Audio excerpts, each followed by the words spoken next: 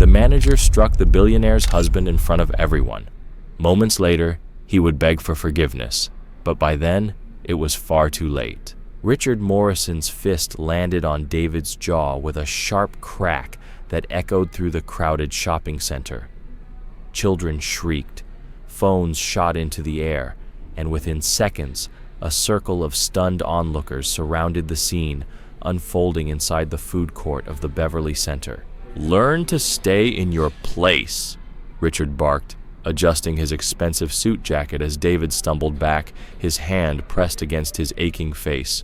Whispers rippled through the crowd, words like, "He shouldn't even be here." David Williams, 34, never imagined that a simple mall trip to buy his wife's birthday gift would end in a public attack by a man he had never met before. The metallic tang of blood filled his mouth, but his dark eyes stayed calm, eerily calm, while chaos roared around him.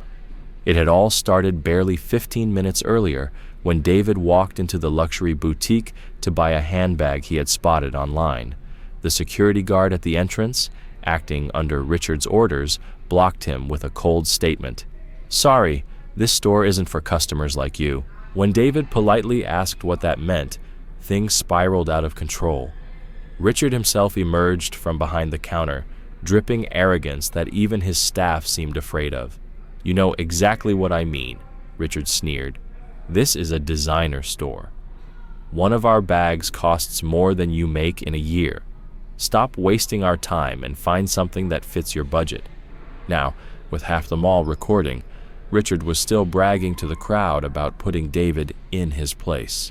But David simply wiped the blood from his lip and stood taller, his calm composure unsettling everyone who looked at him. It was the quiet strength of someone who had faced storms far worse than this, and survived. What no one knew yet was that David carried a secret powerful enough to turn the entire situation upside down.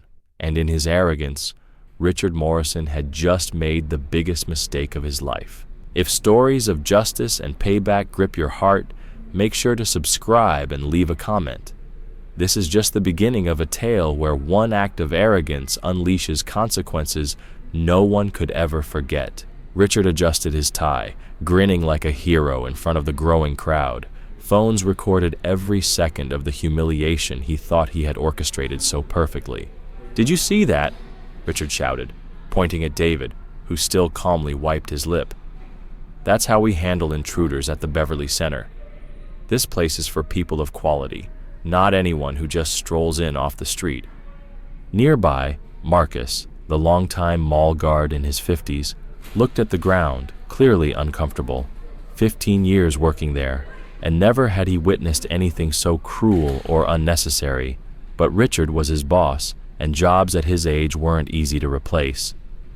"Mr. Morrison," Marcus began gently, "maybe we should call mall security and let them..." "Let them what?" Richard cut him off. "Be more polite?" "Marcus, you should be thanking me for protecting our store. Look at him. Plain jeans, cheap sneakers, no watch. Do you really think he can afford even a wallet here? I just saved us time." David didn't move. He stood in silence, his bruised face betraying no emotion, only that strange calm, the kind that unsettled Marcus deep inside. It wasn't fear. It wasn't humiliation. It was something far more dangerous: patience. Because what the crowd didn't know was that David Williams had survived the roughest streets of Detroit. He had learned at 12 that fights weren't won with rage, but with strategy. At 15, he realized the quietest men were often the most dangerous.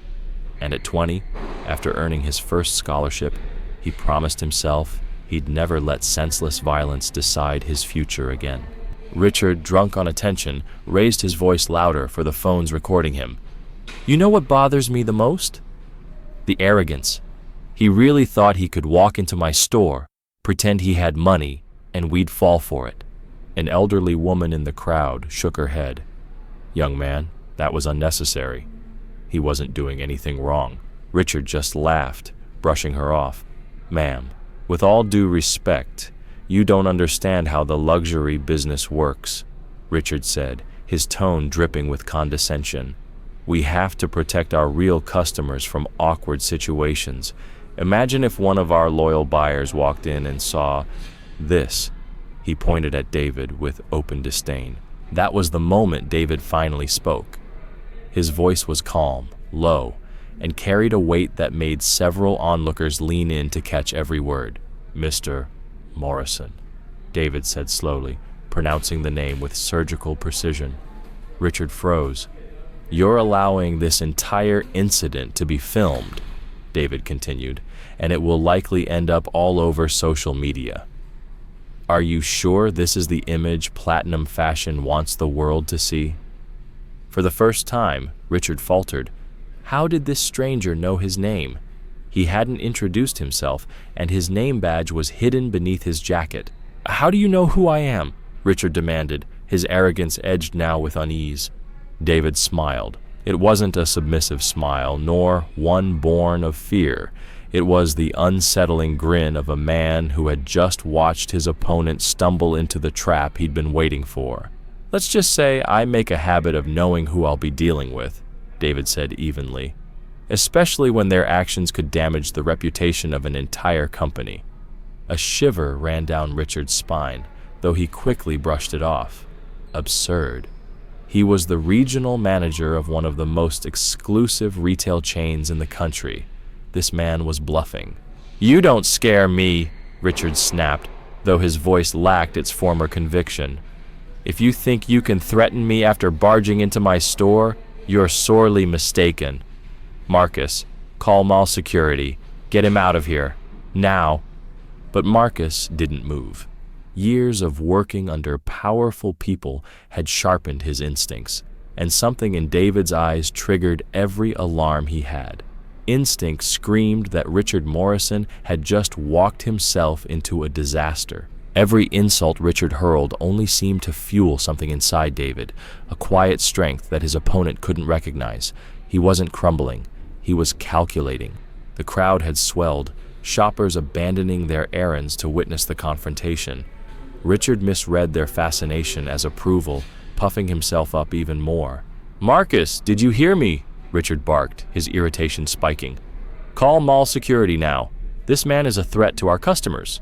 But before Marcus could even reach for his radio, David casually pulled his phone from his pocket. The motion was so relaxed, it unsettled Richard. "Excuse me," David said politely, dialing. "I need to make a quick call." "You're not calling anyone!" Richard lunged to snatch the phone, but David simply took half a step back, keeping it just out of reach. Then, with unnerving composure, he spoke into the phone. "Hello, Catherine. It's David. Yes, I'm here at the Beverly Center. Actually, I'm having a little issue at Platinum Fashion that I thought you might want to hear about." Richard's face turned crimson. "Catherine? Who the hell is Catherine? Your girlfriend? Your mother? Someone coming to pick you up?" David smiled again, that same calm, razor-edged smile. "Catherine Morrison," he said softly. "I believe you two know each other. She mentioned you had lunch together last week." The name hit Richard like a lightning strike. Catherine Morrison, his wife for 15 years, the respected HR director of a major tech firm. How did this man know Catherine? How did he know about their private lunch? "You don't know my wife," Richard stammered, but the confidence was gone. That's impossible." Then a voice echoed across the food court. "David, honey." Heads turned. A woman's voice, firm and unmistakable, cut through the crowd. Richard spun around and nearly lost his footing. Walking swiftly toward them, wearing the navy executive suit he had helped her pick out that very morning, was none other than Catherine Morrison. Catherine's blue eyes locked on Richard, filled with concern for David, and something else Richard had never seen before. Cold, razor-sharp fury. "Catherine," Richard stammered, his voice trembling. "What are you doing here? How do you know this man?" Without answering, Catherine walked straight to David and wrapped him in a protective embrace. Gasps rippled through the crowd. "Are you all right?" Your voice sounded shaken on the phone. Her words stopped abruptly as she caught sight of the cut on his lip and the bruise darkening his jaw. Her voice dropped, low and lethal. "Who did this to you?" David lifted a steady hand and pointed directly at Richard. "Richard Morrison," he said evenly, as though making a formal introduction at a corporate meeting. "Regional manager of Platinum Fashion." He decided I wasn't the right kind of customer for his store, and expressed that opinion with his fists. The world seemed to tilt under Richard's feet. Catherine turned to him slowly, her expression hard and unfamiliar, as if she were looking at a stranger. 15 years, Richard," she whispered, her voice shaking with contained fury. 15 years of marriage, and I thought I knew you. "Catherine, you don't understand," Richard pleaded, his arrogance collapsing. He forced his way into the shop. He was aggressive. "I was just protecting." "Protecting?" Catherine cut him off, her tone rising. "Protecting from what? From a man buying a gift for his wife?" The crowd stirred, murmurs spreading. Marcus, the longtime guard, finally found his voice. "Mrs. Morrison, with respect, your husband struck this gentleman without reason. I saw everything. Mr. Williams simply wanted to make a purchase." "Who asked you, Marcus?" Richard barked, but the bite was gone. His authority had evaporated. "You work for me." "Actually, he works for the mall," another voice interjected. A tall man in a dark suit stepped forward, flashing his badge, Beverly Center Security Supervisor. "And we've just received multiple calls about an assault here." Richard's throat went dry. David remained calm, watching as if every step were unfolding exactly as he'd foreseen. Catherine moved closer to him, lacing her fingers with his in a gesture of deep familiarity. Richard's stomach twisted. "Richard," Catherine said firmly now, her voice carrying, "you struck David Williams, my best friend since college, the best man at our wedding, the husband of Elena, my business partner for the last 3 years." Each word fell like a hammer. Richard's mind reeled, reality splintering into jagged pieces. But he was dressed so," he stuttered, then stopped, realizing too late how pathetic it sounded. "So what, Richard?" Catherine demanded, her voice cutting through the silence. "So casual? So ordinary? Tell me, what crime did he commit, other than looking like a normal man shopping at the mall?" The crowd was swelling, phones raised, recording every second of his downfall. The supervisor spoke into his radio, calling for backup. David's voice, steady and calm, cut through the noise. "Richard, when you blocked me from entering your store, and especially when you chose to use violence, you made 2 assumptions." Richard stared, pale and speechless. "First," David said, "you assumed I didn't have the means or connections to shop in your store. Second, you assumed I lacked the power to protect myself." He paused, letting the words sink in. Both assumptions were wrong. Catherine tightened her grip on his hand. Richard saw it, the unshakable trust, the decades of history between them.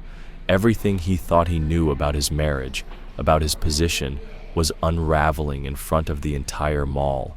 "You don't know, Richard," David continued softly. "Catherine and I have known each other for 20 years. She helped me secure my first scholarship, and I was the one who introduced her to the man she eventually married." He looked Richard dead in the eyes. "You." The revelation struck like a gut punch. Richard staggered, his world collapsing around him, his wife, his marriage, his reputation, all connected to the man he had just humiliated in public. And then David reached into his pocket. Slowly, deliberately, he produced a small digital recorder. With a sharp click, he turned it off. "Catherine," David said calmly, "do you remember that conversation we had about documenting cases of workplace discrimination for Elena's research project? Well, I think I just gathered a particularly enlightening example." The remark sparked laughter and whispers through the crowd, but what stood out most was Catherine's look. No longer just concern, but a fierce determination that electrified the atmosphere. The digital recorder in David's hand seemed to hum in the silence, its sharp click echoing like a gavel. Richard's forehead dampened with cold sweat. Reality crashed over him. He had just assaulted his wife's closest friend, right in front of her. "Catherine," he stammered, clinging desperately to control, "you can't be serious." "This man forced his way into my store. He was aggressive. I was just—" "Aggressive?" Catherine cut in, her voice slicing the air. "David, show me exactly where Richard was aggressive toward you." David touched the split at his lip, then the bruise forming on his jaw. The physical proof was undeniable, and dozens of cell phones had already captured every detail. 15 years, Catherine whispered, her voice trembling now with fury. 15 years of marriage, 15 years of speeches about values, respect, and character. And in a single moment, Richard, you've revealed who you really are. The mall security supervisor stepped forward, flanked by 2 police officers. "Mr. Morrison, we need to discuss the assault that was reported." Panic clawed at Richard. "You don't understand. I'm the regional manager for Platinum Fashion. I have responsibilities, authority." "Authority?" A new voice cut through the crowd like a blade. The sea of bystanders parted as an elegant man in his 50s approached, his very presence commanding silence. "Mr. Crawford?" Richard's words came out strangled. James Crawford, the executive vice president of Platinum Fashion, his direct superior, one of the most powerful men in the company. "I have already received multiple calls," Crawford said, his tone cold as ice. "Calls about a manager publicly striking a customer. An incident," he gestured to the dozens of phones still recording, "that's currently going viral across half of Beverly Hills." David stepped forward, offering his hand with a warm smile that made Richard's stomach lurch. "James, good to see you, though I wish it were under better circumstances." Crawford clasped his hand firmly, his face etched with respect and concern. "David, my God, are you all right? When I heard one of our employees had assaulted you..." The words stunned Richard. His boss was addressing David with reverence, almost deference. "Mr. Crawford, wait," Richard stammered, desperate. "You don't understand. This man tried to enter our store without the right profile. He was being—" "Shut up," Crawford snapped, his fury rippling through the crowd. "You just publicly assaulted David Williams." David Williams. The name landed like thunder. Murmurs rippled through the onlookers. Who was David Williams, that even a corporate titan spoke his name with such gravity? "You assaulted the founder and CEO of Williams Tech Solutions," Crawford spat, his voice shaking with outrage. "The company that supplies our entire infrastructure, payment systems, cybersecurity, everything." He paused deliberately. "The company with an exclusive 5-year contract with us, worth $47 million. Gasps rippled through the crowd. Phones tilted closer, capturing every word. Richard's knees buckled. He clutched a chair to steady himself, his face drained of color. "Impossible," he whispered hoarsely. He was dressed like a normal person doing weekend shopping, David suggested, his calm tone twisting the knife. "Strange concept, isn't it, Richard?" Beside them, Marcus finally spoke, his voice heavy with regret. "Mr. Williams, I'm so sorry. If I had known who you were..." David turned to him with a kind smile. "Marcus, you don't owe me an apology. You did your job with professionalism and dignity, something your boss clearly never learned." Crawford pulled out his phone, his fingers trembling with urgency. "I need to call the company president, immediately." "David, please," Richard begged, his voice cracking. "Tell me we can work this out." David turned to Crawford, his expression calm but resolute. "James, I'm not a vindictive man, but your employee not only struck me, he did so purely out of prejudice, in public, while wearing your company's name on his suit." He gestured to the dozens of phones still filming. "This isn't just about me. It's about the message Platinum Fashion is sending to the world." Catherine watched her husband unravel in front of everyone. The man she had trusted for 15 years was showing a face she had never seen, or perhaps had never allowed herself to see. "Richard," she said quietly, her voice breaking, "David isn't just my best friend. He's our children's godfather. He stood beside us at our wedding. He helped me land my first job. How could you do this to him?" A police officer stepped forward. "Sir, we need you to come with us and give a statement." Several people witnessed the assault. "Wait!" Richard cried, turning to David in desperation. "Please! You don't understand. I have a family, children, a career." This was a terrible misunderstanding. David studied him for a long moment, his face unreadable. Then he asked quietly, "Richard, let me ask you one question. If I really were the man you thought I was, someone with no money, no connections, would you still feel the same need to apologize?" The question hit like a hammer. Richard opened his mouth, closed it, opened it again, but no answer came. Everyone already knew the truth. "That's exactly the point," David said softly. "You're not sorry for what you did. You're only sorry because you realized I can fight back." Crawford lowered his phone, his face ashen. "David, I just spoke with the company president. Richard is terminated immediately, of course, but about our contract."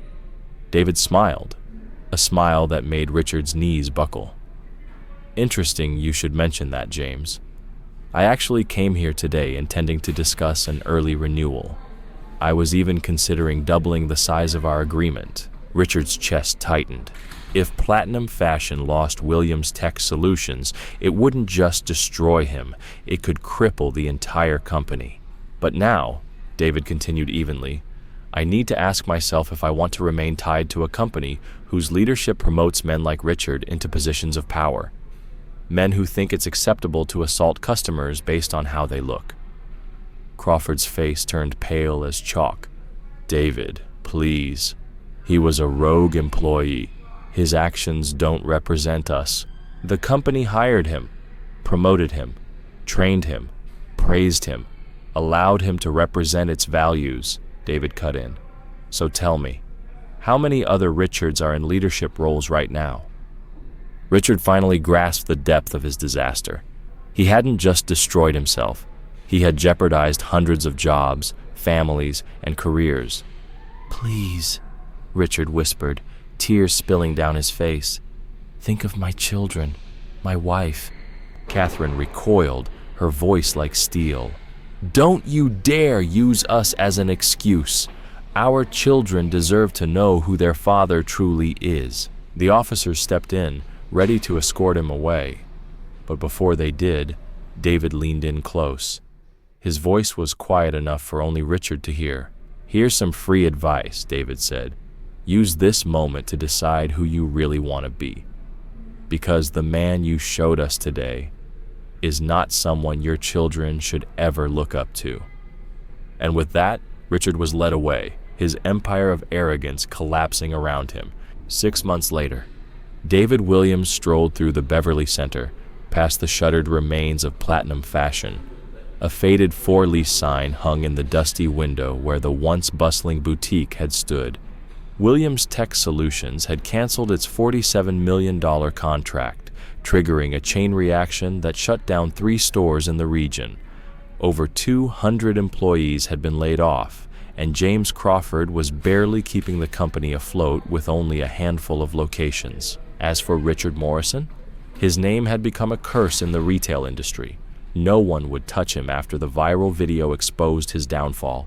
Jobless, disgraced, and alone, his wife Catherine had filed for divorce and moved the children out of state. The world had moved on, but Richard remained a living reminder of one truth: arrogance and prejudice can destroy everything: career, family, reputation, in the blink of an eye. And David Williams walked on, calm as ever, knowing justice had been served.